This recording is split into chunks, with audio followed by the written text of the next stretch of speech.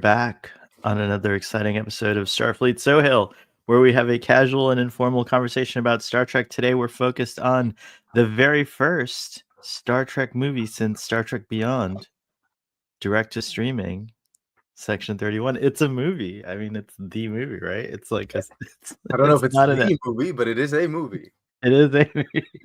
It's a Star Trek movie. It is a Star Trek. How many years ago was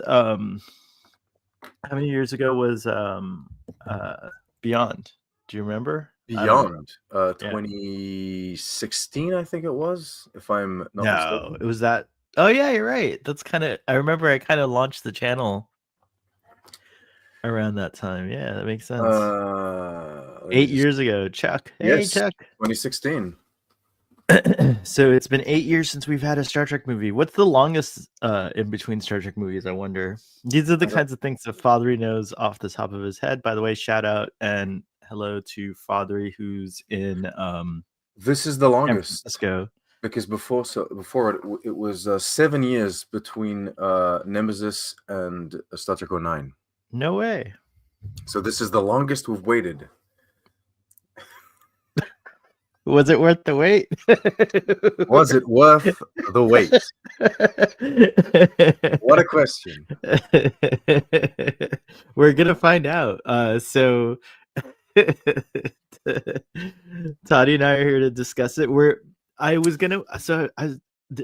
It's very interesting, the reaction on the internet and especially the channels I follow and stuff like that. I didn't get a chance to watch the Trek culture ups and downs because it's 2 hours long. 2 hours? Jesus. Yes. I'm not used to it. It's not 2 hours worth of content. I'm sorry. It's longer than the movie, which is great. I'm gonna watch it because obviously we love Sean and we love Fair it. Enough. We love Trek culture, but Fair enough. I was like a little. To be fair, the discussions are often longer than the actual. Yeah, we're gonna try to make this discussion 17 hours long. Really, I wasn't ready. You should have told me in advance.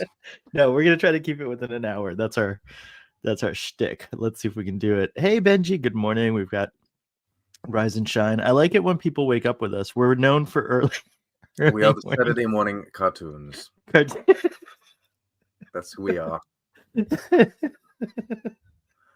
But anyways, it's always a pleasure to be with you, Toddy. How are you? Sahel and Sean in the morning. That's a good jingle.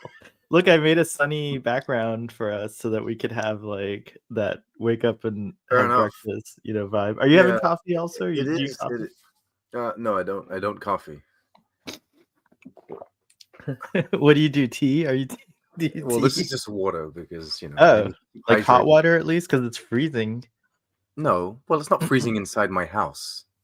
It's freezing inside my house because we don't turn on the heat usually, so we're not used to this cold weather. It's 44 degrees Fahrenheit. What is that in centigrade or Celsius? Is it Celsius? What, 70 degrees Fahrenheit? Yeah. No, 44. We're at 44 degrees. You're at 44. Jesus, that's cold. What? I know. What is 44 degrees Fahrenheit in Celsius? That's like 6 degrees. That's not possible. How are you in your shirt?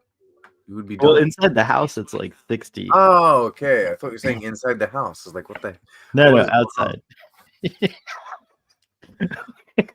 That would be wild. This is the kind of morning show conversation that people have come to expect from us, isn't it? Yes, that's true. Toddy,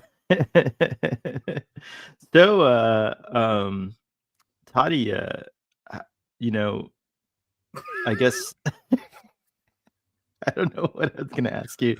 So I was like, I was gonna ask you something. This feels like two siblings that are reuniting and they have to awkwardly talk about like how one of their children are doing and they're not doing too well. You know what I mean? Is it like whose child is Section 31? Like mine or yours? No one wants to take responsibility for the actions of this child. Maybe it's Ruben's child, and we're talking. It is. I think this is Ruben. Ruben. Section 31 is Ruben's child. Ruben ghost wrote this whole script. He did. It's true. He's just not telling anyone. True.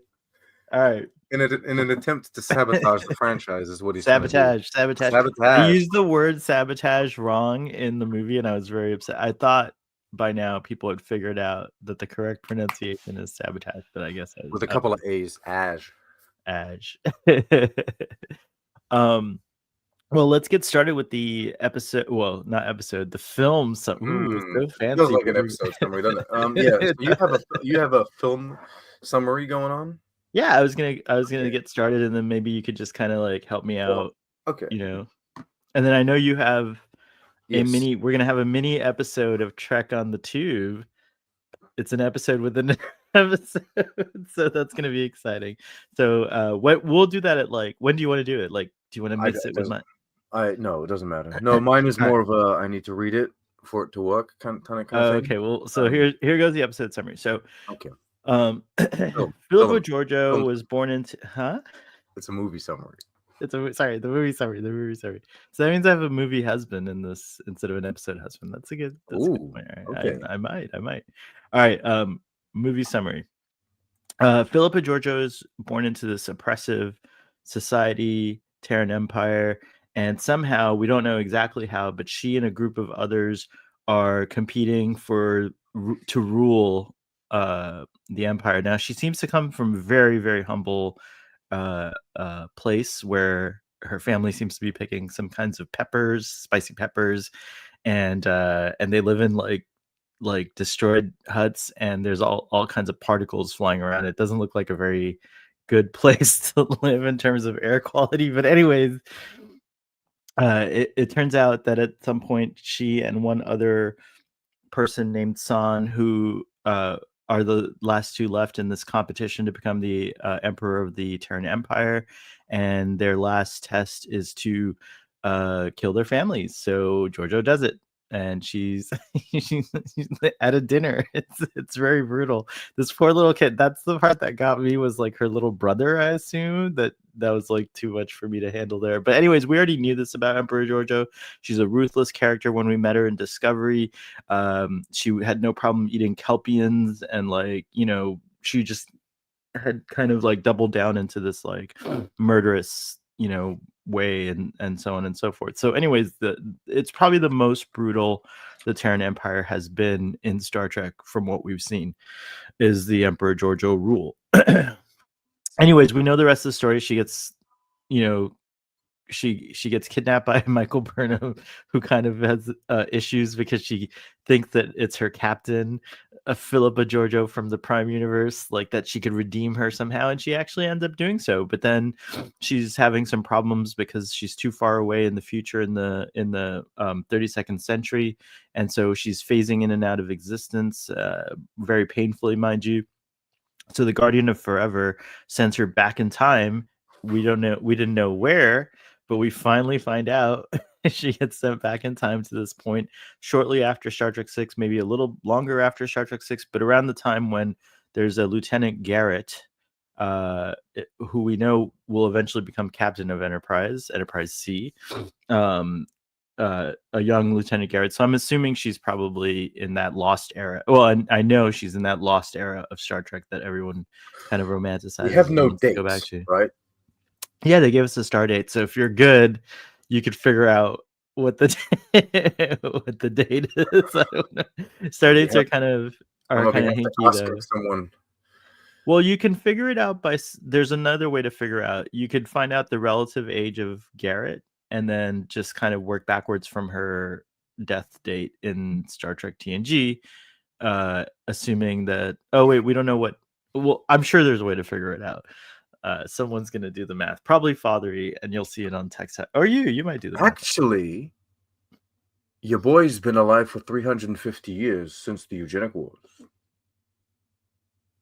I have a question about that when we get to the main discussion, but because I always thought the Eugenics Wars were limited to Earth because they took place before First Contact, but apparently, yeah. So I don't know how this person went to another planet and like was doing all that. But anyways, that's another that's a deeper discussion for when we go into it. But anyways, we find her here. She's now taken over as the proprietor of a space hotel, I guess. It's like a space station, like /bar/whatever. entertainment facility. I'm sure there's lots of holosuites. It's like, Quarks, but gigantic. And Section 31 has gotten wind of a weapon of mass destruction, which is being sold there. So they were going to do this whole plot to kind of get a hold of this weapon, but Emperor Giorgio, who's going by the name, what is it, Victoria do something. Did you catch that? Did you remember the name? No. She's going by an alias as the proprietor here.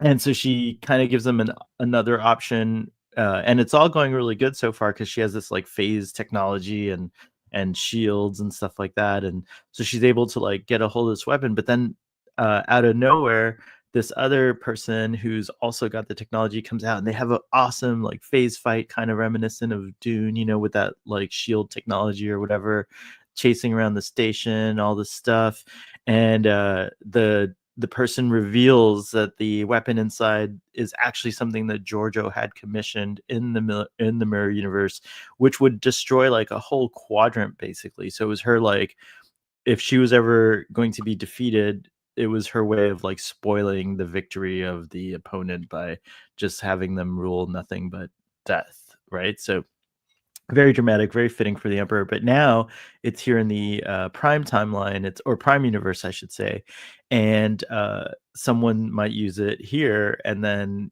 so on and so forth. So, anyways, the Section 31 people, who, by the way, are Alok, Quasi, Zeph, Lieutenant Garrett, Fuzz, and Mel. Those are the names of these characters.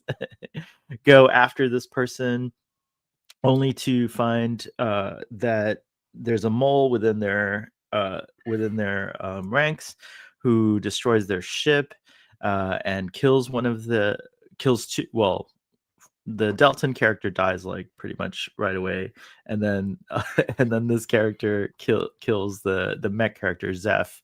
Is it Zeph? Yeah, Zeph.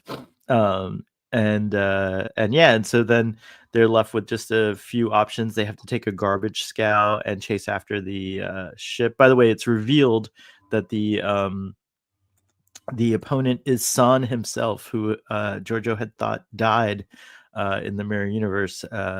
She scarred him for life, literally and figuratively, and or mentally, I should say. And so it turns out to be the San guy, and he's apparently wanting to rule the Terran Empire, but mercifully, and whatever, that's not going to work. We know how that goes. But but anyways, they go through many action set pieces, but they finally take this garbage scow, which has tractor beams, and they're able to tractor the ship away with enough time to have one more fight. And San unfortunately loses. No, I'm just kidding. San loses, fortunately, but it is unfortunate for Giorgio because he was apparently the love of her life, you could tell.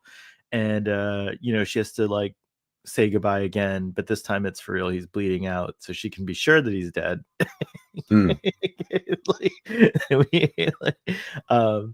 But after that, she and Alok decide, okay, well, we're gonna blow up this and I forgot to tell you, there's a rift that occurs like clockwork, which is probably the rift that these ion storms we've been talking about, or one of the ion storms that we've been talking about. But anyways, this one happens like clockwork, so it's a guaranteed portal to the mirror universe. And so to close the rift, she decides she's going to detonate the device. By the way, it's called the Godsend or Godsend, not sure which one. Godsend. Godsend. Well, it's not the end of God. Godsend. It's the send. It is the envoy. Isn't it Godsend like a good thing though? See, like that's what Well, anyway, she believed it was a good thing when she was having it made. Right? Oh, true. That's true. That's why it's the Godsend. It was the Godsend for the Emperor. That's true. Good point. All right, Toddy. Anyway, so yeah, she they decide they're gonna blow it up, but they're beamed out just in time. It blows up. The rift is closed. Happy days. And then Jamie Lee Curtis is the Charlie's Angel behind. behind the orders, and so she's pissed off, but she still decides it's a good thing to have the Section 31 crew. They're all drinking and cheersing themselves and patting themselves on the back. Meanwhile, will there be another Section 31 movie? Lots of people think not. Some people might think so. All right, how was my summary? Was that a good It was summary? pretty I thought good. that was good. It was a pretty really good summary. summary. Pretty good summary. So, what do you think, Toddy? Give us your thoughts.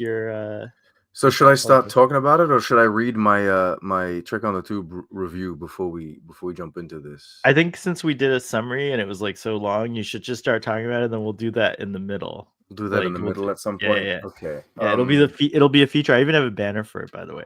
Oh wow. Okay, so I just to preface this, I went into this, I think, with more hopes than most of the Trek community. Like, this seemed to be, because often every Star Trek project that wants to be released always met with like significant backlash, but there's always a lot of people that still want to enjoy it. Usually I'm one of the more hesitant people. This time around I was like, this is it. Like, they can do their little dark, kind of like grimdark approach to it because it's in the Section 31 like concept. So I went in with I guess an open heart and an open mind. That was a bit of a mistake. I didn't quite enjoy it. It feels, it's weird. It's a strange little like parenthesis in the existence of Star Trek, this thing. That gave me solid season 1 like Discovery flashbacks. I didn't really like it.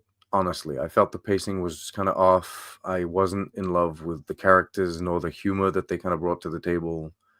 The visuals didn't, fascinate me. There were just a couple of sci-fi concepts that I did appreciate, but really, I'm reaching to find things, and this is by far my least favorite Star Trek film. Yeah, I have to put it down at the bottom of the list if I'm ranking Star Trek movies. Now this is a new movie that gets to hold the position. It used to be, what was it before? It was Star Trek Into Darkness, I think, was my lowest. Wow. Okay. So this has to, now Star Trek Into Darkness gets bumped up. But that being said, I have to say Ruben has stayed for the conversation because he knows we didn't like it. He only stays when we don't like things. You've don't noticed. chase them away. Don't scare him off. Stay with us, Ruben. You stay with us. Ruben, let Ruben love do you. whatever he wants. Chuck in the audience says only a movie I'll see just one time. I think I'm gonna watch it again. So I will. What I'll say about the movie is that it didn't, any of the hopes that I had for it didn't meet at all. And it's not like a very impactful movie in the overall lore of Star Trek. In fact, there's, as I mentioned in the summary, something that confuses me, and maybe when I watch it again, I'll pay better attention and stuff. But the eugenics war thing kind of threw me off because I didn't think it was what the character seemed to describe it to be like. But aside from that, I had fun in the moment. Like, I really enjoyed the fight sequences. I have some critiques for some of them, but like the one through the tunnel sometimes looked not real, even though, like, you know what I mean? Like, it looked strange. I don't know. There's a lot of things that looked not real. Well, I mean, they're not supposed to, but you know what I mean. But in the moment, I had fun. I got caught up with Michelle Yeoh. I think she's a fantastic, performer. I know that she really loves this, and I think that's really admirable that she pushed for it, and that this is like kind of, her, the side of Star Trek, and this character of Georgiou is something that she's very fond of. And oftentimes when an actor wins an Oscar, they don't come back to like franchises that are smaller. They want to go on and continue doing bigger projects or whatnot. But it's really nice that Michelle Yeoh actually like was passionate enough and enjoyed the response from the fans. And I have to say, the character Georgiou in little doses throughout Discovery was okay. I mean, we all had like these like epic debates about her morality and like why isn't she imprisoned, or like why is this character like being redeemed and so on and so forth.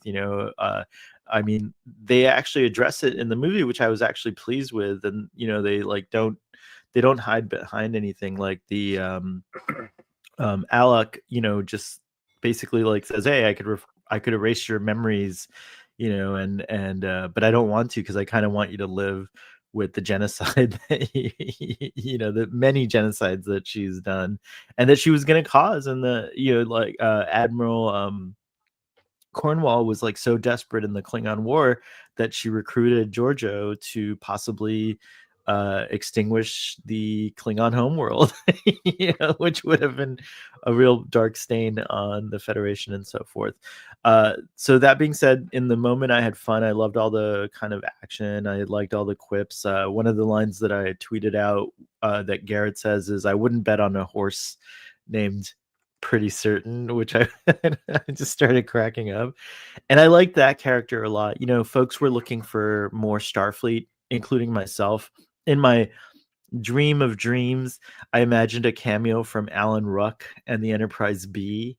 I don't know why. Like, I thought it would have been so cool if, like, at some point they had to get through, the movie, definitely, like, I think could have gone there. Like, if they had to steal something that could counter the technology in, from the Federation or Daystrom Institute. We could have seen Daystrom at this point in time.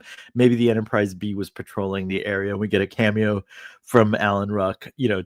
That was kind of like the vibe I was thinking, that we would see just a glimpse of the Federation at this time and see what they were up to and so on and so forth. But we got none of that, which I don't have a complaint about per se. It didn't like it didn't have to. This was totally supposed to be its own thing. And they set up from the start that, like, we're kind of well outside, sorry, I should say, Federation space. So there's really no practical reason they have to go to the Federation or see Star Trek, starships from Starfleet and so on and so forth. But it would have been a nice thing for me, because I just kind of, unlike you, who would love to have just like more projects that are not on Starfleet ships. I think you've stated that before. Me, I'm more than happy to always be somehow associated with Starfleet. Like, for me, Star Trek and Starfleet are almost synonymous. They're intertwined. Yeah, they're synonymous. That's a great way to put it. By the way, we have someone in the text message audience, our friend Braxton, says, I thought Section 31 was solid and totally got some laughs. So yeah, see, there's going to be fans of what it's like, what it came out to be. So yeah. So anyways, overall, I would say that, like, it's not a film that I would definitely like be excited about watching again, but I'm going to watch it one more time just to kind of give it that one more glean of like, oh, did I miss anything? Or was there something else that I need to see? And that's probably pretty much it. Unfortunately, I don't think I'll be buying the Blu-ray. I mean, I like to have a complete collection, but I don't think I'll need it. I'll just find it where it's streaming. And I really hope that I really wish it to be popular. Like, I think there is. I heard on the Text Trek first reaction stream, someone was pointing out, and I do believe this, because that in the little bubble of Twitter and Blue Sky, the Trekkies that engage there, they're not really necessarily reflective of the larger audience. Paramount's pretty they're pretty data driven.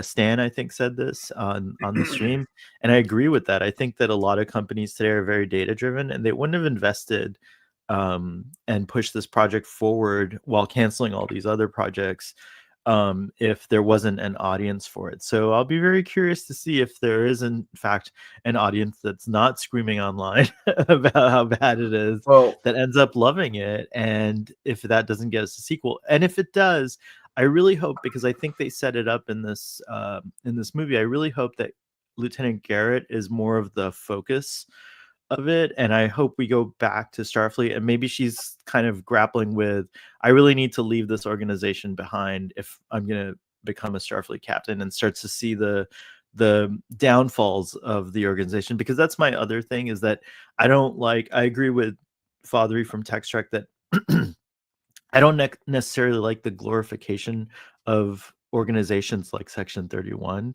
I think actually it's bad that an organization like that exists. Like, that could just a wild card organization or whatever. But they kind of, I think they're kind of twisting it to like the Charlie's Angels, like, kind of fun aspect, and I'm glad they leaned into that more. But I Section feel like 31's kind of like yeah, go ahead. I do feel like there's a bastardization of what Section 31 was, because Hmm. the way Section 31 was presented to us as a concept in Deep Space Nine is that there's this shadow organization that's kind of gone rogue, and that's kind of using the Section 31 from I think it's the Federation Charter or something, to justify what it is that they're doing, and why they're doing it, how they're doing it. But like Starfleet doesn't agree. Like, most of Starfleet don't know they exist. The few in Starfleet that know they exist disagree with the actions and push back against it. And then maybe there's a little political game where some of them are just trying to hide it and cover it up because they don't want it to become a well-known kind of like situation. Whereas here we have a Starfleet that sanctions and agrees with the actions of Section 31 and actually sends someone for oversight, Which to make is, sure, which is a yeah, strange way to but handle Section 31. Like, it really isn't a rogue operation in this film. It's something that Section 31 wants to do. It's the equivalent to Cisco using Garak. You know what I mean? Which I don't think is necessarily a direction in which I feel like the franchise should go. Section 31's interesting because when it was presented for the first time in Deep Space Nine, I was like, oh, this is interesting. All right, good. It's not like a whole season. It's not, right? I don't know. It's not like a whole season, but No, it it's a few pops in plot and lines, out. Yeah, yeah, yeah, and yeah. I It think it pops in comes and in out. with for Bashir, basically. I think Right, that's where it exactly. starts. Yeah. And then when do we see it again? I guess in Enterprise. So we see it again in Enterprise, and I thought, okay, fine, that's interesting, but it still wasn't like I don't even remember the plot line that they were doing it, but it had to do with Reed, right? Like, They were 'cause trying to recruit yeah, Reed. Reed. Okay, great. So all right, so that was it. And then I was really surprised that they I mean, obviously Enterprise establishes that it's been around for a lot longer than we thought. And then I was really surprised that it became like such an integral part of Discovery, but now it's also in Lower Decks. Now it's in Star Trek Picard. So Section 31 has become like a huge part of Star Trek. It's almost like, you know, I don't know. They've kind of run out of things, to do, so they keep fighting, themselves. And maybe it's reflective of, you know, that possibly is happening in real life. So that's why it's such a big deal. Oh, Marcus, thank you. Also was headed Section 31 in the movie. So it's been in every Star. It's kind of now become a thing of Star Trek. So this didn't feel like, you know, it feels like Section 31 is something that people want to tell a story about over and over again. And I'm not terribly interested, but yeah, it is interesting though. So what I was going to say with that is that we kind of now have this like overview of what Section 31 has been like over the years, and sometimes it's an organization that's deeply hidden in Deep Space Nine. It seems like no one, by the time of TNG, it feels like no one knows about it. So maybe at some point on paper Section 31's abolished, or whatever, at some point. This feels like the So fake. This feels like the front Section 31, like the fake Section 31 that an agent like Sloan would throw into the limelight, so that when Starfleet goes after Section 31, they go after these people, these but they people, don't I guess, actually go after like the real Section real 31 Section operatives 31. that are Yeah, I hiding in guess the that's true. background. You know what I mean? Yeah, That's what it yeah. feels like. It does feel that way. So yeah, so it's interesting that Section 31. So yeah, it is interesting where we're at with Section 31. But again, I just don't know. To me, it's not as fascinating a story as like the Starfleet stuff, exploring new worlds, weird anomalies, like those kinds of Well, things. I think Section 31 as an element to a Star Trek story is interesting because it kind of puts in perspective, it gives you, I guess, social or political commentary, because it puts in perspective the idea of having this shadow organization and the ethical and moral dilemma of its existence, right? But that Right. makes it just a story element, a tool within an episode, to tell a story. And so we've taken that tool, we've taken that element now, and we've like kind of exploded it into its own almost genre within the franchise. Which, you know, was that necessary? Perhaps. In Enterprise, it is not the same Section 31 as we saw in Deep Space Nine, but you could say that it was the very beginning of it. It was also, I would also, you know, call them, for lack of a better term, flawed human people of that era that were trying to kind of like find a way to not, you know, do Starfleet the way that Starfleet wanted to be done. Here we are, you know, 200 years later or whatever in the timeline, 300 years later, and it's a bit strange, to be honest. It didn't feel so much like Section 31 as it felt more like you know, Guardians of the Galaxy or Suicide Squad. Right. They were trying to go for like a Suicide Squad type of thing in the Galaxy, but it did not feel like that to me either. It did feel like Ocean's 11. What happened? No, I'm just laughing at what you say. It felt like that, but it didn't. No, well, they're trying to It felt recreate more some like sort of heisty type thing. Yeah. Yeah, exactly. That's what it more felt like, I think. No, I was on Memory Alpha looking up because we mentioned the eugenics war again, and I'm not seeing anything like it ends before First Contact, if I'm not mistaken. Okay. Now they had the augments that they in Enterprise. Could there have been a second eugenics war? But no, it doesn't make. I don't know. It doesn't make sense. I don't know. So Memory Alpha has this as taking place in 2324. Oh, okay.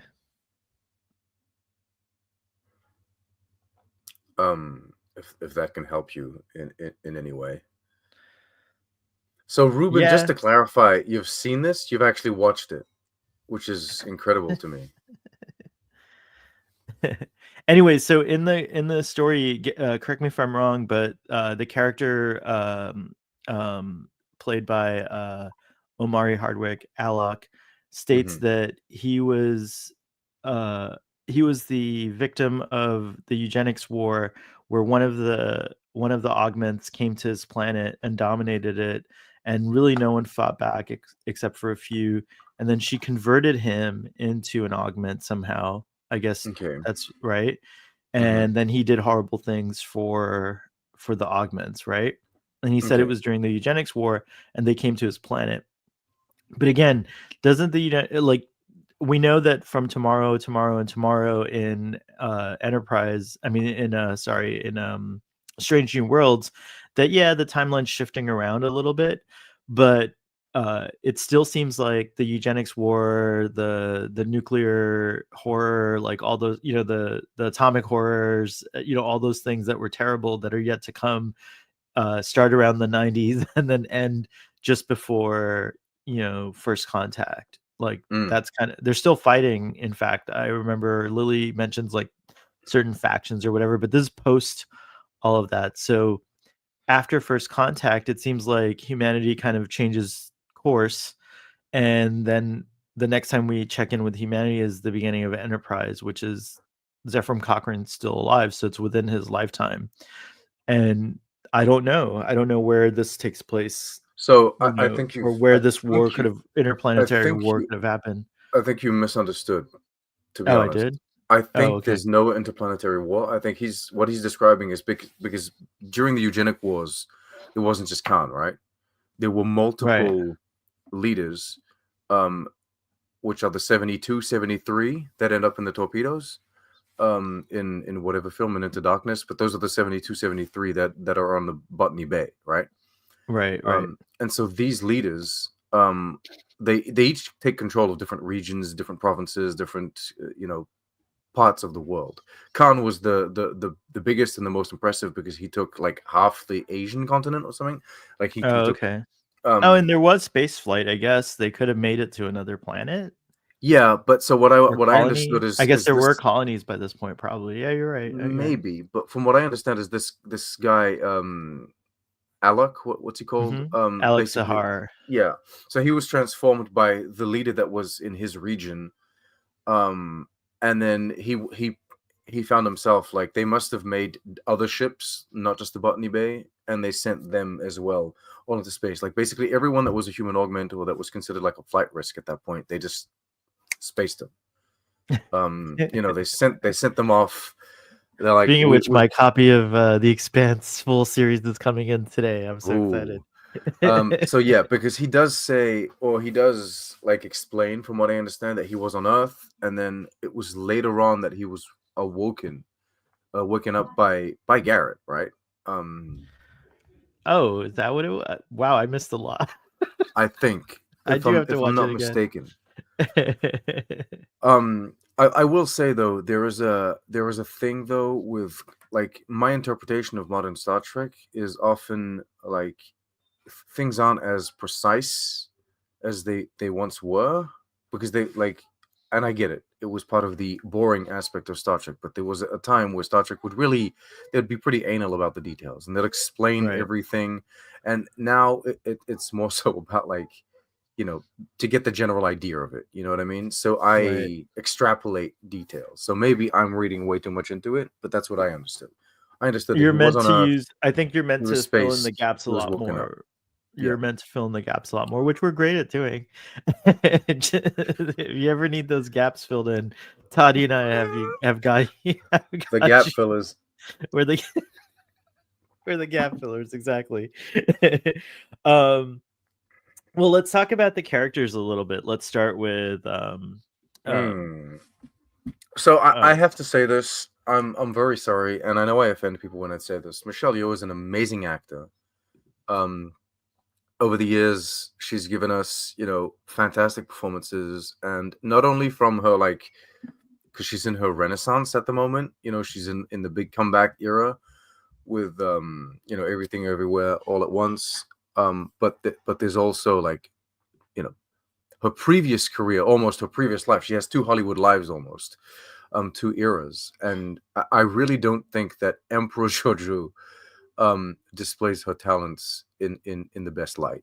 Philippa Georgiou, interestingly, the prime timeline version of this character, was really someone that I could get behind. I found her performance to be captivating. But from day one, when she started doing the kind of like evil mustache twirling version of it, I always felt that it was a little off. It has gotten better over the years because I think that they're kind of toning the character down or making her seem more like the prime timeline version. But I just don't think that this is like necessarily a great performance on Michelle Yeoh's part. But I really do think it is due to the fact that I'm still not a fan of this character. I have trouble with just fundamentally who this character is. You know what I mean? Yeah, it's kind of hard to, have sympathy for the devil, but I think this movie changed my mind a little bit just because it shows that even Georgiou is a victim of the culture of the Terran Empire, but like I do wish that her character would break the chain or the cycle, if you will, of that. And, there could have been more of that, but I did appreciate, I actually like, and again, that's probably a testament to Michelle Yeoh, just being who she is as a performer. But the scene where the like San is like stabbing the knife through her cheek and she gives that like blood curdling scream. I was like, I felt like a lot of empathy and I felt sorry for her in that moment. And I thought like, oh my God, are they going to kill this character? Like what's going to happen here? Like, is it going to be a double death? Like a Shakespearean tragedy, like one kills the other and like that kind of thing. But yeah, I mean, like she obviously really Michelle Yeoh is very fascinated by this character, and I think that's cool. Actors who are fascinated by villains, or Jeremy Irons does such a good job as a villain. There's certain actors who do that, and we're used to seeing Michelle Yeoh playing the good guy. Like, is there another character that she plays that's this awful and evil and bad? I don't think so, right? Oh yeah, Wicked. Did you see Did you see Wicked? I guess she plays a bad guy. Maybe that's Michelle Yeoh's new thing, is she's playing bad guys. Well, but I do think that I don't know, but often hero actors eventually become villain actors. as they get later on older? Is it an older thing? in their career. Yeah. Is it when you're young, you're the hero. When you're old, you live long enough to see yourself become the villain. But yeah, I have to I have to say that I did enjoy her performance. I just think that again, like at the end when they're kind of joking and laughing about her possibly murdering everyone and stuff like that, that's the part that like kind of turns me off. Where I'm just like, if a character is gonna like grow and change, like maybe those kinds of jokes are not funny towards that character. There's just a lot of missed things in the movie that again didn't endear me completely to it. So you're right, the character kind of at the end of the day, the character has this growth, and then the character kind of goes back to being this kind of From caricature of a from a bad st- guy, from a story sort of. perspective, I guess this kind of does justify the Guardian of Forever, um, you know, keeping her alive and sending her to a place where she's needed, right? Because if you really want to look at it in like a fate loop, not so much a time loop, but a fate loop, um, it was her that was needed to get rid of the Doomsday device that they have. You know what I mean? Like if Yeah, she that's hadn't we been now there know why. Yeah, you're in right, that that makes sense. situation, you know what I mean? The story would have you believe that like no one would be able to get rid of it. It was her. She needed to close that fate loop. Um and but yeah, like destroying an end worlding or universe worlding device that you ordered the creation of in the first place uh doesn't feel so much heroic as it feels like, Cleaning up fixing your one of dirty your messes. your Yeah, oopsies, your oopsies, which right? which is ironically one of the things that a lot of people kind of said about Age of Ultron when it came out back in the day. You know what I mean? It's like the Avengers of fighting a bad guy, but they created that bad guy. Um, so yeah. So what'd you think of Alok Sahar? What do you I think of him as a lead guy? He was okay. I didn't quite understand. This is full spoilers, by the way. I Yeah, we don't have a quite little this understand is why also he had like almost a romantic moment at the end, or like it was a very almost intimate kind of like we're touching foreheads and then we're holding hands moment. Unless it was really like the impending death that was just I creating think he that just kind thought of he was gonna die, and he was like, this I lady need I who I need I need hated. contact, human contact, basically. Yeah, and I also think that again, this was something that in an hour and a half, I don't know if you can really. I think the movie could have benefited from being a little longer because we do get the impression that he We really wouldn't. despises he really despises her, but there's not enough time lingering on that for us. We get a Mm, few lines in the beginning, so I think in that moment he realized how she's more like himself. Like she's a person who was caught up in all this stuff, regrets it, and then right now they're making it because she's like, would you do this, like would you make this choice? And she's like, then I'm glad to kind of die by your side or whatever. And so it was interesting. It's kind of again again it doesn't feel it's anti-heroic, but it also ends up being heroic in a weird way. So I kind of like interpret it that way. okay. I thought he was, to be fair, very run of the mill. Um, like he was the literal only thing like about this character is that he was a human augment, and I didn't feel that he was an augment in any type of way at any point in the film. Like he didn't strike Just the me one as the one punch that we get, that like the guy, yeah, yeah, that yeah, was it. like outside of hitting someone really hard, which can be done with any type of technology at that era anyway. Um like he didn't He feel looked like Book if you ordered him from Temu. He's Temu Book.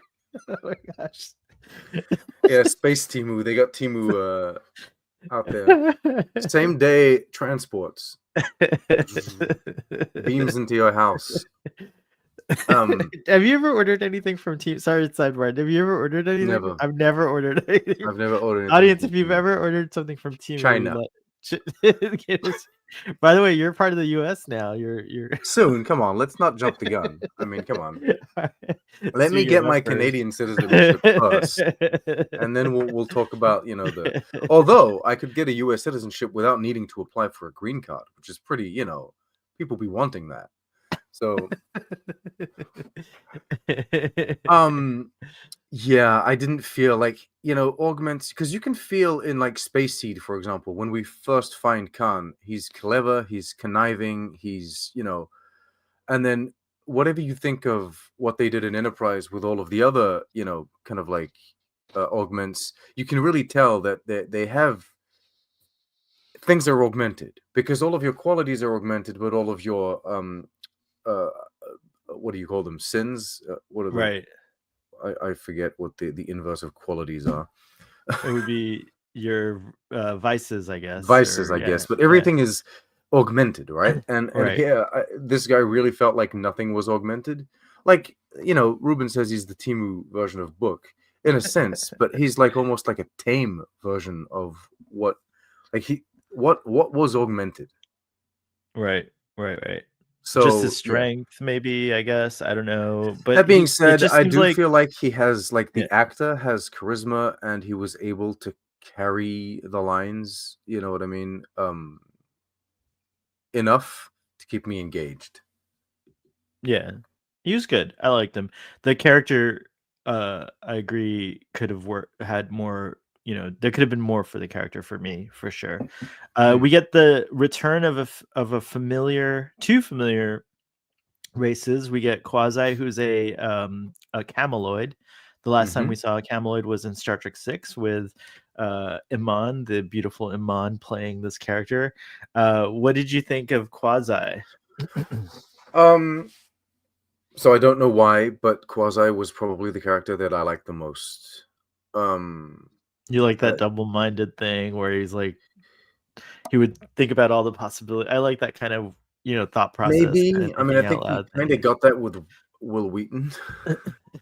We just got that in like Prodigy, and I felt like it was executed better.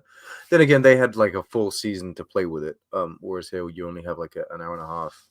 It's not so much that; it's just I feel like his portrayal of the character was the best for me. I like the Cameloid vibe too, like the yellow eyes and how they can transform. I I thought it like was what. interesting we got, like, an update on the lore, like, cameloids are impervious to Deltan, charms, Yeah, things like that, I like that, and I know this may not be like the most inspired, action sequence, but still, I like the idea that he turned himself into like a big giant net and Oh, that was really caught cool, his that part, friend. I thought that yeah, was clever. yeah. So yeah, he was probably the one that I liked the most. Some of his jokes didn't land because he was the one making kind of the most kind of like witty comments or jokes or whatever. Some of them didn't necessarily land, but I thought he was the one that gave me the kind of like half smiles the most, like I think in the film.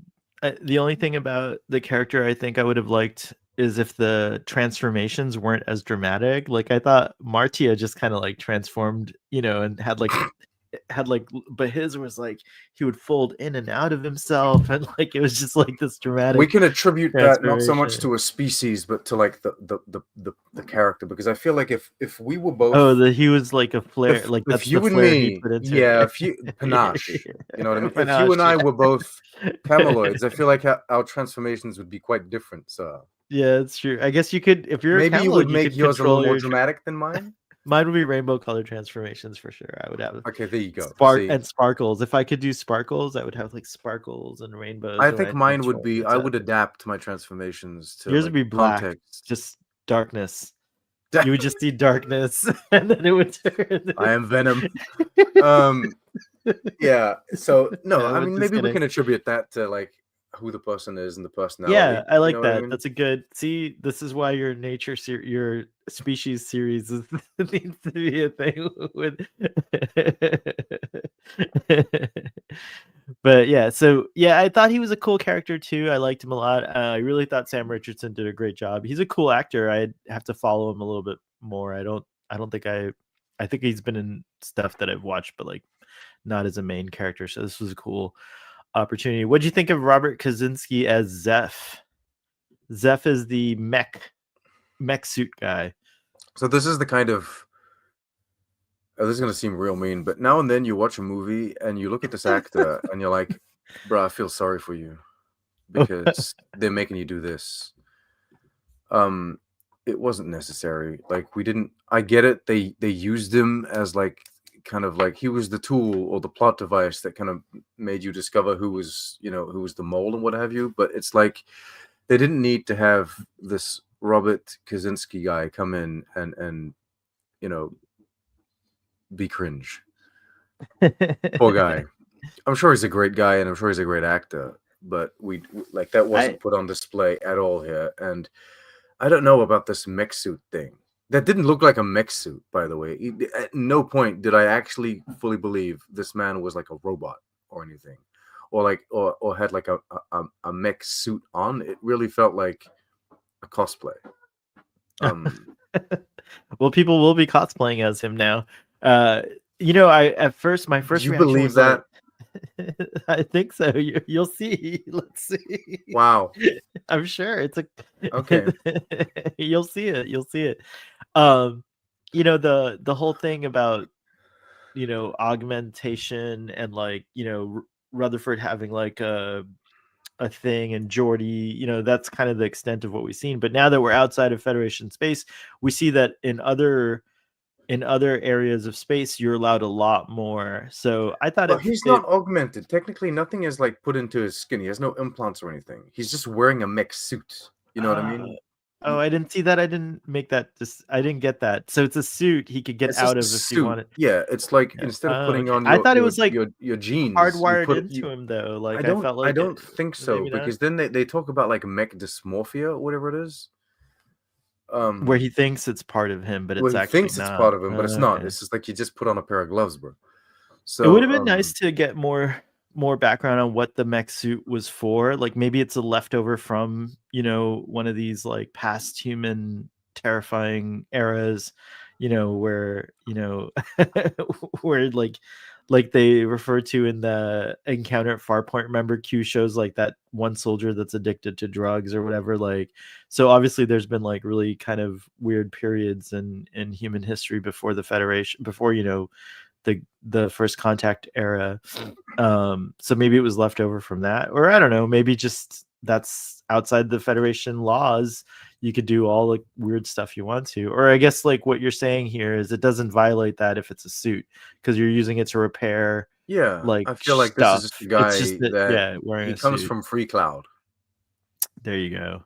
That's all you had to say. That's you just had to tell me about Free Cloud, and I get it. I have to mention Free Cloud now and then, Well, we're getting a lot of cool comments in the chat. Let me go there for a second and see. Daniel Co says Zeph was a tool, so I guess the double entendre here. The triple entendre. Nice actually, to see you, he was a tool in the story. He was a tool in the literal sense because he's full of machines, but he was also a tool because he's a moron, right? All right, let's move on to Fuzz, which was the little. I thought this was an innovative new kind of character, like a microscopic character. Yes. I want to point out that even I'm not good at detecting.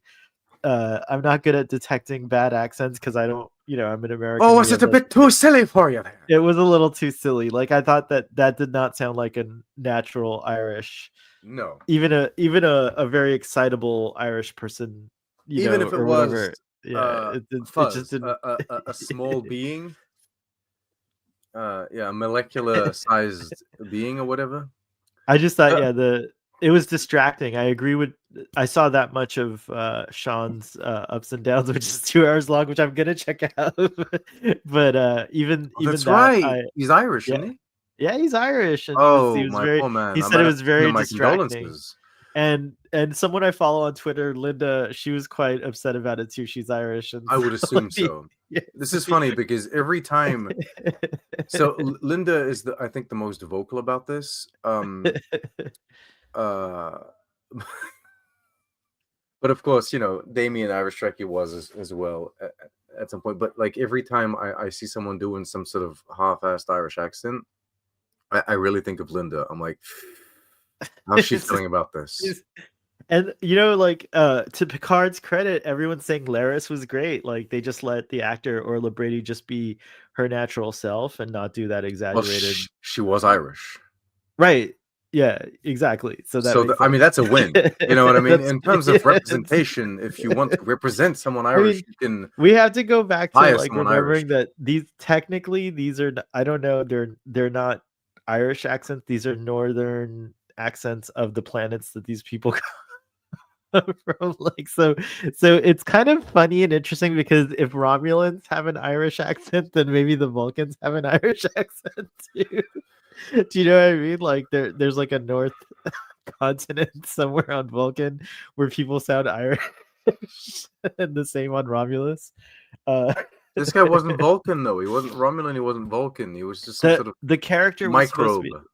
I know, but the avatar or whatever the what were they Yeah, calling it? Like a suit? Like I forget. They had a the word for robot. it. That's what they called it. Yeah, yeah. It's anyways. The robot was supposed to be a Vulcan, so so I thought that was funny.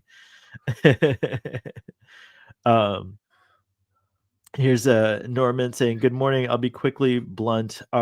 One garbage scout out of 10, Oh definitely no. ranked 14th out of the movies. I wish it succeeded. This is an obvious flop." See, we were Brutal. talking about Quasi. We were talking about Quasi and some of his like jokes, I guess, if you can even call this a joke. But there was one moment where he delivered like trash. All we have is trash, and I was like, that was funny. That made me laugh because the concept of using a garbage scow, and then the concept of like tractor beaming and then throwing trash out at people, like that seems very lower decks, and I like that. I like So this that too. works for me. Our Martian says Sven Rugrock, who's the actor, I guess, who played him. Yep. A Swedish name. He's He's a South African. So why he's didn't a they just let Safa. him have a? He's a So why didn't Safa. just let him have a Why South didn't African just accent? let him Yeah, speak with a South African accent. yeah, it would have been cool. Actually, that would have been a cool. That's a really cool accent. If you're fetishizing accents, that's a really cool one too. You know, why not? But he nailed that accent as in nailed it to the wall to watch it bleed out. No, yeah, no. I mean, I think that there are nuances to accents that sometimes, not everyone can catch on. Like I recently saw a South African film or a film about South Africans escape from Pretoria. And so what's his name? Harry Potter. Daniel Radcliffe. Daniel Radcliffe uh plays a South African character in that film and has a South African accent. And so my wife asks me, "What do you think of the accent?" And I say, "Well, I think it's good. I think it's great." But then I'm not South African, so that I think is if there was nuances or if there were details to that accent that I couldn't catch on, it was at least good enough to fool me. And I'm not from that culture. I'm not from that country. This, however, this specific Irish accent, I think, is not good enough to fool people that aren't from Ireland. No, it sounded like a caricature Yes, accent. it really for is. sure. I tweeted goofy ass Vulcan And Sean leprechaun, and I stand by that. and Sean is I saw that actually. And Sean was being very generous to the actor, saying that if that perhaps it was one of those decisions that he didn't have control over. Fair enough. So that was something to consider. So no poo poo on Robert Kaczynski, but The question maybe in the is, future just let people have their accents, like whatever, change the character to that.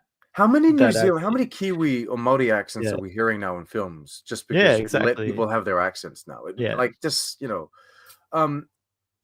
I think one of the questions you need to ask, maybe Ruben can correct me on this because he is one to write scripts professionally, but I think one of the questions you have to ask yourself is, does this have any impact on the plot whatsoever? Like, does making this character use a different accent than their own, like, does it advance the plot or does it help us in any way?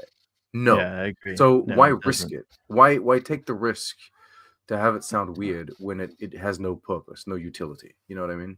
Yeah, 100%. Real quick on Mel, because Mel was only on screen for a little bit. I thought we were gonna get a lot of Delton action. I actually liked the too. character. I thought she was kind of interesting and cool, and but then just like Ilea, another Delton, she gets killed and vaporized quite brutally. By the way, that was a good vaporization. But they also Star Trek has something I've noticed now. It's a pattern because Tavine was another bald female character, and they killed her in Star Trek Picard. So, hey, Star Trek, what do you have against bald women? Yeah, You know, it's not correct. It's not. You're not allowed to do yeah, that. yeah, no. So, anyways, but Mel, I think for the few minutes So she was on in screen, my Captain Saru movie that I want, I hope we have a bold female first officer that doesn't die. ooh, that does not die. Yeah.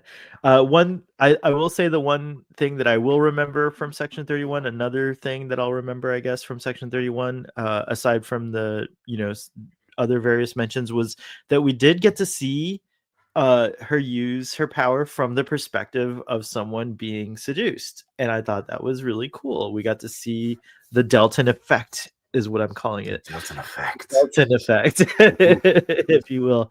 And so I thought that was a really cool moment, because I always wondered what that was like, what that might be portrayed as. So that was my 1+ for the character. What about you? What do you think? I quite enjoyed her. I mean, I didn't have time to not enjoy her because she wasn't around, so they didn't like kind of screw her up, I guess. But no. But I think you know what? I think that for what it was, for like the 3 minutes of screen time that they gave the Delton, she was a Delton. You know what I mean? It was well executed, and the actor did a good job. And yeah, and they gave us the other side of the vow of as they call it, the assault. She's assaulting you. Yeah, which exactly. Which is valid. You know what I mean? You can't be just talking in my mind like that. Her vow of celibacy was not on record. Ah. Okay, last but not least on the characters, and then we'll do your Trek on the Tube moment, is Garrett. This was who I was looking most forward Rachel to. Garrett. Rachel Garrett is a character that everyone knows from Star Trek The Next Generation. She had an iconic, albeit brief appearance in yesterday's Enterprise. We got a glimpse of another captain. So, and it's neat that I like that she's kind of like, she's a science officer. She's, very young still, but she's around, Ruben. I'm going to read my review. Yeah, stick around, Ruben. she was a character. She was a character that I quite enjoyed, actually.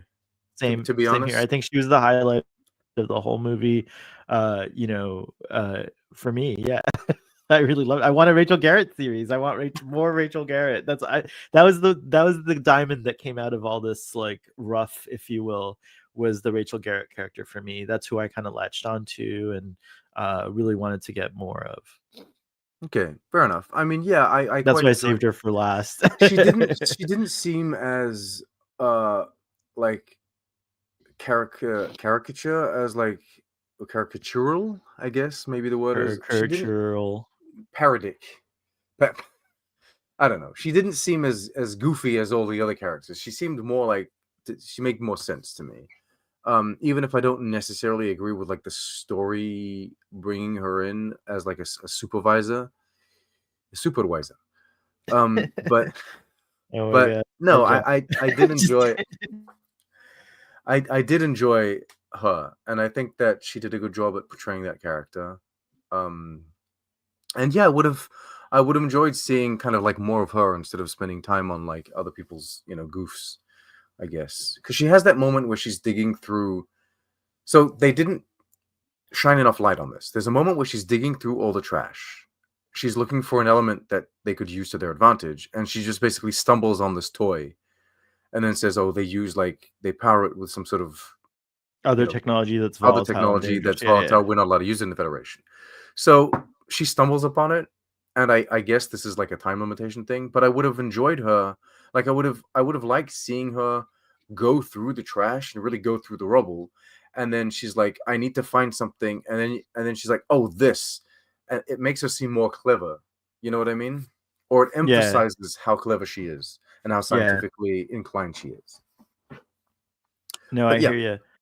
No, agreed with that. So yeah, Rachel Garrett was like the biggest win in this for me. So if we do get another one, please, Rachel Garrett, front of the line, but no more Section 31. One story. She wants to be a legit Rachel Garrett was like, yo, I remember working with this ragtag team of foofas but now I'm back. Or it would be neat if you see her now as a lieutenant on she's a lieutenant commander at the end. So it'd be neat if she's like the first officer of Enterprise B, Maybe they could do or her. something. I Maybe don't they could know. have her A do different ship, a actually. terrible It would be Irish accent. You know? No, please, no. But I like how she kind of, they portray her as this like kind of I think the actor did a great job of being a Starfleet character, like a character that was. Shout out to the Irish reunification, by the way. It didn't happen. Oh, but it did in Star Trek. It did in Star Trek, but it didn't God happen damn up. By the way, that's Casey Roll. I blame the English, by the way. I blame the UK for this not happening. I haven't seen her in anything else. Oh, she was in The Magicians. I wonder if I just am forgetting her. I used to watch that show. Benjamin is making fun of my words. Too fast. No, I said foo-fas. Well, anyways, I think that's kind of a good way to structure this discussion, is going around the characters. And there's no story to go around, really. So. Right. I guess I just want to, before we get to your Trek on the Tube moment and end the program, I didn't mean for it to be the last thing, but it's kind of fitting and nice that it's the last thing. But before we, what is going on? Is the anomaly opening up? I'm being sunned on. You're being sunned on. It's outrageous. It's like sun bukkake. Okay, settle down. We don't need to go there. Sorry. PG. Yeah, PG. Sun bukkake. Anyway.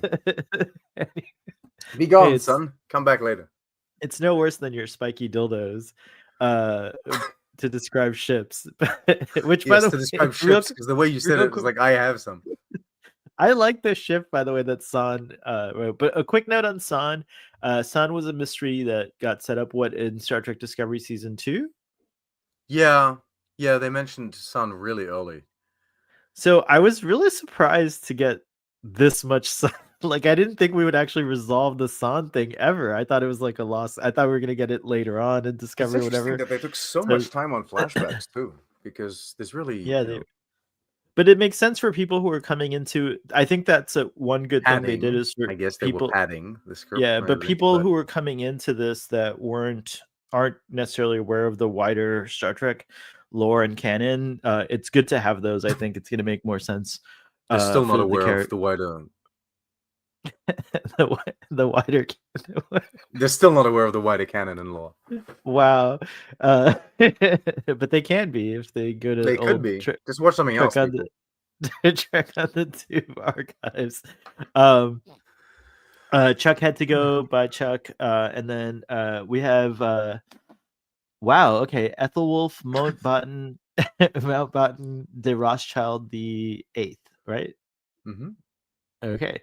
I saw no purpose for the character Garrett. If the Federation needs to chaperone Section 31 on a mission, then there is no need for Section 31. So that's kind of what we were talking about in the beginning. I don't agree with like Section 31 having Starfleet oversight.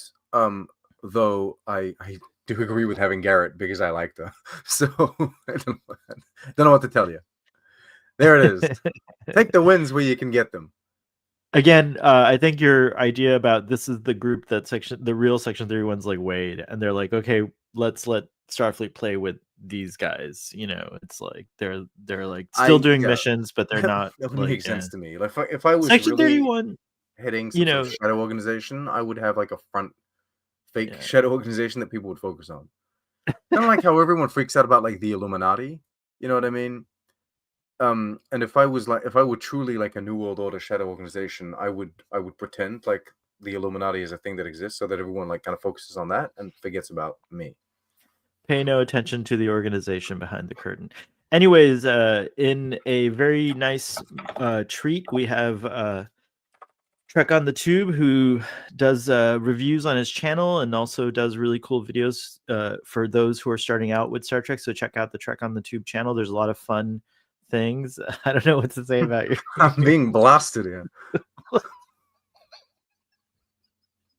I don't know what to say, but that's your problem. I guess but, it is.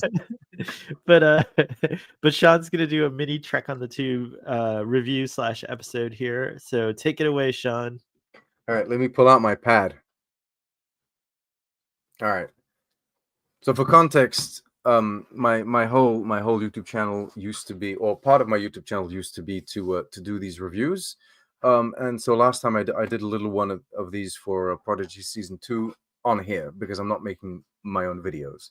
So we thought it would be fun for me to do another one here. So here we go. Let me just read this and you'll tell me what you think about this. It has been almost a decade since the release of the first season of Discovery, a show that introduced us not only to Captain Georgiou, but also her Mirror Universe counterpart, Emperor Philippa Georgiou, as well as a modernized portrayal of the Deep Space Nine concept, Section 31. Now, for those that don't remember, the early days of Discovery were trying times. Controversial visuals and bizarre storytelling, among other things, delivered almost a grimdark vibe, a la Warhammer 40,000, but mixed with CW's Arrow, so I guess we could call it cringe dark. Truth be told, the, I guess, ambiance didn't connect too well with audiences, so Discovery underwent some progressively more radical changes over the years. So who would have thought that so many years later, we would plunge right back into all of those elements that caused Discovery so much trouble? What a bold strategy. Sadly, it was not one that paid off. The general vibe and aesthetic, as I just stated, don't represent or reflect Star Trek in any meaningful way. There's no social commentary or poignant political criticism. There's not even that many, pieces of technology recognizable as Star Trek, save for like the transporter. Section 31 is a strange side quest in the world of Star Trek films that sadly doesn't bring anything of value to the table. A simplistic doomsday device accompanied by a simplistic doomsday plot, a run-of-the-mill ragtag team of glorified criminals, each portrayed by competent to excellent actors doing some of their most uninspired work.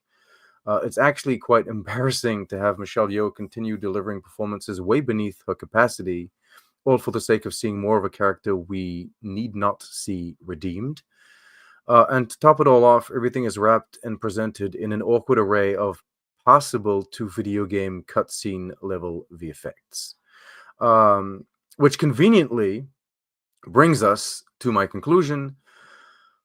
From the way this is paced, mission after mission, from the way it was framed, closed set after closed set, this project would have worked better as a video game.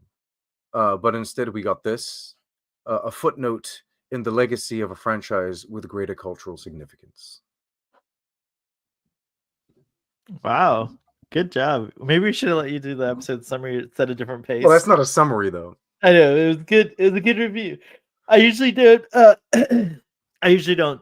I have to watch, if it says Star Trek on it, I have to watch it no matter what. Unfortunately, I'm one of those fans. By the way, I'm not a completionist. I haven't seen Voyager, but I heard you're finally back to being. You've seen everything again, right? You finished Discovery. Oh, no, not yet. I have half of the last episode of Discovery to finish. Oh, you couldn't finish it in one sitting? No, it's because this thing came out. Oh, so I had to okay. interrupt my Discovery sitting, which is, Wow. It's incredible that I would have rather finished Discovery than watch this. Can you believe it? That's truly telling. Weird for you. Well, we're gonna have a discussion, you, me, and Marcelo, when you're finished with Discovery. I will say this, that'll okay? be fun. Yeah. Discovery Season 5 has not, I'm not aggravated by it. Like I was at certain times. With, it's like, fun, other right? seasons It's of a fun. Discovery. I think it's a fun season. It's all right. It's all right. It's a good way to say goodbye. We'll see. We'll see what you think, Sean. This has been a lot of fun. Oh, one last thing I want to say: the design of the weapon was cool. I like the puzzle box look to it, and the ships. The ships were all cool. So those are more things. As is tradition on this show, we give a rating. The ratings don't really mean, they're in the gut moment ratings, so don't take them too seriously. But they come from the gut. I'll go first. So I'm gonna be generous just because I love Michelle Yeoh and I love Garrett, and say that this is a 6 out of 10 for me. Oh my god, this is the man that gives 10 out of 10 to everything. I know, and I wanted really hard. I wanted to get you angry and be like 10, but I just can't. My conscience won't let me do it. So it's as He far can't as do it. He I cannot do it. can't. I cannot do it. So 6 out of 10 for me. Ruben What about says, you, "Don't Sean? insult video games like that." You got to admit that there was a video game kind of It like would have been pacing a cool video aspect game. to I it. would You know have what I mean? played. Like, Yeah, I would have it's played that video game. rewatch it, imagining that you're the one playing through all of these missions. You got to go through It like does feel like when the you trader said that, I was like, mission. oh, You yeah, got to go through the yeah, yeah. No, yeah. So 4 yeah. 4 out of 10. Ooh, it actually. I thought you were gonna give it a 0. Wow, I'm I impressed. can't You give gave it a it. 0. They filmed something. Yeah. There's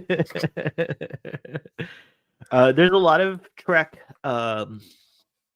production alumni and production folks going online, trying to kind of, I guess, mitigate the bad press and the bad feelings that are being tweeted about Section Sometimes it's 31 not by saying, necessarily bad people or people that do a shit job. Sometimes things just don't work out. You know what I yeah. mean? It is what it But is. that's the whole thing. I think risk is our business, to quote Captain Kirk. You got to take risks, and I'm so happy that Star Trek is a franchise that does take risks. Not all of them are going to be successful, but hey, you gotta try, and why Star Trek is not? all about So firsts. This is a first. it's definitely a first. So I hope you enjoyed this conversation, Toddy. It was fun having breakfast time chats with you. Thank Thank you you. so much. What have you got to tell folks about or promote? Anything going on? Sometime soon, we will be releasing the updated Star Trek timeline. Yes, you were waiting for this actually. I was waiting for this film to be released, and I was waiting to finish Discovery, like on my own accord, so that I didn't have to like rely on someone telling me, if there's like a change that I have to do. So there will be minor corrections and changes to the timeline that already existed, because I realized that I made some goofs. So we're going to be correcting those, but also we're going to be adding in these new points, like this film, the end of Lower Decks. For the time being, we're going to be putting an end to Prodigy. I know it seems a little terminal there, but hey, the timeline, it's updated every year, and we can change it if we need be. So In yeah, other and words, we'll be putting an end to Discovery as well. you're not putting an end to Prodigy. You're just saying that you're gonna go ahead and publish the map now, right? Like you'll update it again. I mean, the Absolutely, timeline, yeah, not absolutely. the So map. Well, it is a map. we're I'm just sorry. we're just adding some dates. We're putting some dates in. You know what I mean? Do you have the timeline, the current one, readily available to share full screen real quick so people can know what we're talking about? Or if not, I can. if you go to Trek on the Tube on Twitter/X, it's pinned to Sean's profile, if I'm not mistaken. You can check it out there. I It's don't been like used. the way StreamYard says it. Let's you. It says present. Yes, I like I don't. that. Why you're You presenting? present. I don't think I agree with. What should it be? Show. Anyways, here it is. We're presenting the timeline. So for those of you who are interested, this has been a useful tool for me. Like when I'm curious about something, I kind of relatively know where it takes place by this, and it's not too many. There's not too many lines. It's not too confusing. So yeah, check it out. Our buddy Time Soldier Yor didn't actually go there. He went straight to that time here to Discovery Point, which is what I've been kind of discovering. But here where I've put Time Soldier Yor really should be the burn. Oh, okay, so that's what'll happen. So but Time Soldier Yor came to the TNG era. No, it came from the TNG era, didn't he? Okay, we'll talk about it offline, but because it'll be another hour discussion. I have a feeling, because my impression, but I'll just say this: my impression was that Time Soldier Yor. Oh yeah, you said, but he was wearing the teen. I don't know, whatever. Anyways, because he comes from. But I would imagine the Kelvin TNG outfits would be similar to the Kelvin TOS outfits and be more flashy. And he looked like he was wearing a straight up TNG outfit. So my impression was that he ended up in the TNG timeline, but was from a future point, and that's why he was all wonky or whatever. But you're right, maybe not. I don't know. We'll figure it out. It's probably fresher in your head than it is in mine.